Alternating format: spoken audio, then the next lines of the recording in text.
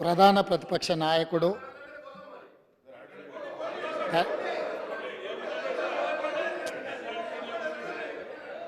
శాసనసభ్యుడిగా, రాష్ట్ర మంత్రిగా, పార్లమెంట్ సభ్యుడిగా, కేంద్ర మంత్రిగా 10 సంవత్సరాలు తెలంగాణ రాష్ట్ర ముఖ్యమంత్రిగా బాధ్యతలు నిర్వహించి 40 సంవత్సరాలు రాష్ట్ర రాజకీయాలలో, దేశ రాజకీయాలలో తన పాత్రను పోషించిన శ్రీ కల్వకుంట్ల చంద్రశేఖరరావు గారికి ఈరోజు జన్మదినము.